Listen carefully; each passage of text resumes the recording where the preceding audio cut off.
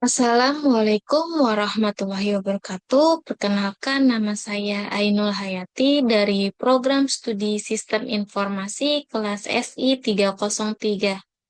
Pada video presentasi kali ini, saya akan membahas tugas kedua dari mata kuliah Statistika dan Probabilitas dengan topik pengujian hipotesis sampel kecil dan sampel besar dengan dosen pengampu yaitu Ibu Ira Diana Solihati, SSI, MMSI. Sebelum masuk ke pembahasan contoh kasus yang akan saya angkat pada tugas kedua kali ini, di sini saya akan menjelaskan apa itu hipotesis dan pengujian hipotesis. Hipotesis adalah suatu pernyataan mengenai nilai suatu parameter populasi yang dimaksudkan untuk pengujian dan berguna dalam pengambilan keputusan. Sedangkan pengujian hipotesis merupakan prosedur yang didasarkan pada bukti sampel yang dipakai untuk menentukan apakah hipotesis tersebut merupakan suatu pernyataan yang wajar dan oleh karenanya tidak ditolak, atau hipotesis tersebut tidak wajar dan oleh karena itu harus ditolak. Nah, dalam perhitungan hipotesis terdapat dua jenis hipotesis, yaitu hipotesis nol atau H kosong dan hipotesis alternatif H1 atau HA. Nah, hipotesis sendiri merupakan pernyataan yang mengasumsikan bahwa tidak ada perubahan, tidak ada perbedaan, dan tidak ada hubungan antara variabel yang diteliti. Sedangkan hipotesis alternatif adalah pernyataan yang diterima jika data sampel yang diberikan cukup bukti. Ini adalah pernyataan yang berlawanan dengan hipotesis nol atau kosong.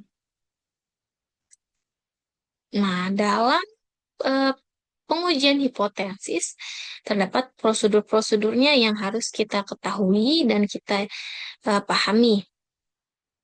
Yang pertama itu ada merumuskan hipotesis, seperti hipotesis nol dan hipotesis alternatif. Yang kedua, kita harus menentukan taraf nyata, probabilitas menolak hipotesis. Yang ketiga, kita menentukan uji statistik. Nah, alat uji statistiknya itu ada uji Z, P, F, X kuadrat, dan lain-lain. Yang keempat, menentukan daerah keputusan, daerah di mana hipotesis nol diterima atau ditolak. Nah, yang terakhir yaitu kita mengambil keputusan yang mana uh, yang mana uh, keputusan ini keputusan tersebut dapat menentukan apakah hipotesis nol ini diterima atau ditolak. Nah, berikut contoh kasus sampel besar yang saya uh, pakai untuk tugas kedua kali ini, yaitu sebuah pabrik lampu mengeklaim bahwa rata-rata umur bohlam produksinya adalah 1000 jam dan standar deviasinya 50 jam. Kemudian ada seorang peneliti menguji klaim tersebut dan mengambil sampel sebanyak 100 bohlam. Hasil penelitian menunjukkan rata-rata umur sampel adalah 985 jam, menggunakan tingkat signifikansi 5%. Nah, dari soal tadi kita identifikasi informasinya, yaitu klaim pabrik, rata-rata populasi mu kosong sama dengan 1000 jam, lalu ada standar deviasi, yaitu 50 jam, ada ukuran sampel, N sama dengan 100, yang mana 100 ini merupakan sampel besar. Nah, setelah itu ada rata-rata sampel X bar sama dengan 985 jam. Yang terakhir ada taraf signifikansinya yaitu 0,05. Nah, karena N lebih besar dari sama dengan 30 dan standar deviasi populasinya diketahui, maka di sini kita menggunakan uji Z. Nah, berikut langkah-langkah perhitungan untuk contoh kasus sampel besar tadi. Yang pertama, kita harus menghitung hipotesisnya. Nah, karena peneliti ingin menguji keberadaan klaim pabrik dan tanpa arah tertentu, maka di sini menggunakan uji dua sisi, yaitu hipotesis nolnya mu sama dengan 1000, terus ada hipotesis alternatifnya mu sama dengan tidak sama dengan 1000. Nah, lalu langkah kedua yaitu menentukan daerah kritis. Karena kita menggunakan uji dua sisi, maka taraf signifikansinya dibagi dua, yang mana hasilnya adalah 0,025. Maknanya 2,5% berada di sisi kanan dan 2,5% berada di sisi kiri. Setelah itu kita menentukan nilai Z kritis dari tabel Z, yang mana hasilnya ada 1,9,6. Nah, karena kita pakai pengujian dua sisi, maka nilai Z kritisnya adalah Z sama dengan plus minus 1,96. Setelah itu kita menentukan daerah kritisnya atau daerah penolakan H0. Nah, hipotesis 0 akan ditolak jika Z kurang dari min 1,96 atau Z lebih dari 1,96. Nah, daerah kritis dari studi kasus ini yaitu daerah penolakannya Z lebih kecil dari min 1,96 dan Z lebih besar dari 1,96. Setelah itu kita akan menghitung nilai statistik uji Z-nya. Nah, rumus uji Z adalah Z sama dengan X bar dikurang mu kosong dibagi standar signifikan di taraf signifikansinya akar dari N. Nah, substitusinya yaitu Z 985 dikurang 1000 dibagi 50 dibagi akar 100. Hasilnya min 15 dibagi 50 per akar 10. Setelah itu min 15 dibagi 5. Hasilnya dari perhitungan nilai statistik uji Z yaitu Z sama dengan min 3. Nah, setelah itu kita akan mengambil keputusan di mana nilai Z hitung sama dengan min 3 dan nilai kritis Z tabelnya yaitu plus minus 1,96.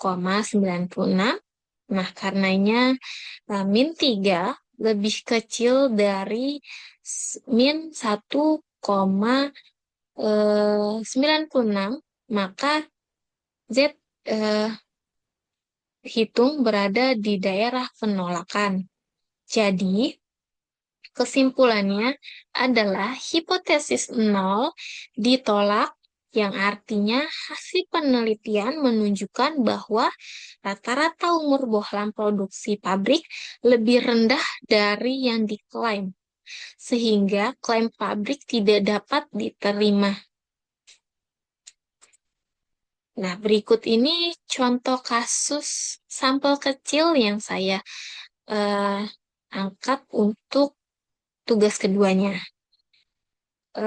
Seperti contohnya kasus seorang pemilik bengkel menyatakan bahwa penggantian oli motor rata-rata selesai selama 20 menit. Untuk membuktikannya, maka dilakukan pengukuran terhadap 9 motor secara acak dan hasil rata-rata waktunya adalah 22 menit dengan standar defisiensi sampel 4 menit dan uji signifikansinya yaitu 5%. Nah, dari soal tadi dapat diketahui bahwa klaim Becker atau rata-rata populasi MIU kosong yaitu 20 menit, lalu standar defisiensi populasinya S sama dengan 4 menit, dan ukuran sampelnya yaitu N sama dengan 9, yang mana 9 ini merupakan sampel kecil. Lalu ada rata-rata sampel yaitu X bar sama dengan 22 menit, dan terakhir taraf signifikansinya yaitu 0,05. Karena N lebih kecil dari 30, maka di sini kita menggunakan uji T. Nah, berikut ini langkah-langkah perhitungan eh, contoh kasus tadi. Yang pertama, di sini menentukan hipotensisnya. Nah, hipotensis dari contoh kasus yang tadi yaitu kan mu 20 atau sering ditulis mu kurang dari 20. Lalu hipotesis alternatifnya ada mu lebih dari 20. Nah, yang selanjutnya menentukan taraf signifikansi dan derajat bebas. Dan taraf signifikansinya yaitu di sini ada 0,05 dan derajat bebasnya yaitu N dikurang 1. N-nya ini kita masukkan 9 dikurang 1. Jadi hasilnya 8. Setelah itu kita akan menentukan nilai T tabel atau daerah kritis dari tabel distribusi T dengan taraf signifikansinya 0,05 dan derajat bebasnya 8, maka diperoleh T 0,05,8 yang hasilnya 1,860. Nah, langkah selanjutnya yaitu menghitung nilai statistik uji T hitung.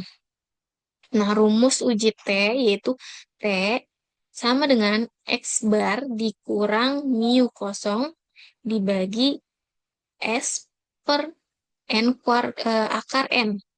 Nah, substitusi nilainya yaitu T sama dengan 22 dikurang 20 dibagi 4 per akar 9. T sama dengan 2 dibagi 4 per 3. Nah, hasilnya sama dengan T, hasilnya itu adalah 1,50. Nah, setelah itu kita bisa ngambil keputusan dari langkah-langkah yang tadi, yaitu nilai T hitung sama dengan 1,50 dan nilai T tabel yaitu 1,860. Karena 1,50 lebih kecil dari 1,860, maka T hitung tidak termasuk ke dalam daerah penolakan atau 0. Dan kesimpulan dari yang kita sudah hitung tadi atau kita bahas tadi, itu hipotensi 0 atau H0 itu tidak ditolak. Artinya tidak ada cukup bukti bahwa rata-rata waktu penggantian oli lebih dari 20 menit. Nah, dari yang sudah saya jelaskan tadi, dapat disimpulkan bahwa kasus sampel besar atau uji Z dengan signifikasi 5% diperoleh keputusan menolak hipotensi 0. Hal ini menunjukkan bahwa terdapat perbedaan yang signifikan antara rata-rata umur bohlam hasil penelitian dengan klaim pabrik. Dengan demikian, klaim pabrik bahwa rata-rata umur bohlam adalah 1.000 jam, tidak terbukti secara statistik. Nah, untuk contoh kasus sampel kecilnya dapat disimpulkan berdasarkan hasil uji T satu sampel dengan taraf signifikan 5%. Nah, diperoleh keputusan tidak menolak hipotesis H0.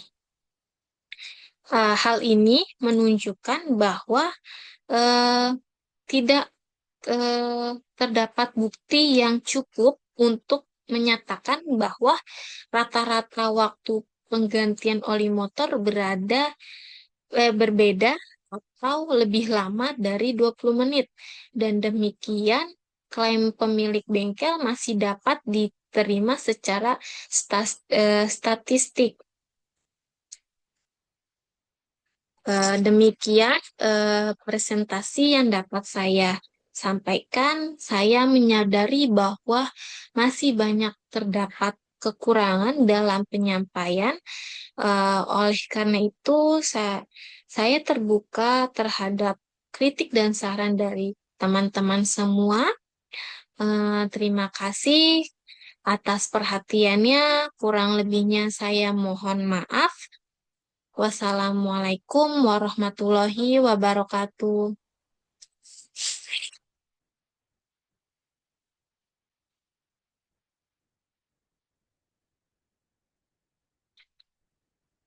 Stop record.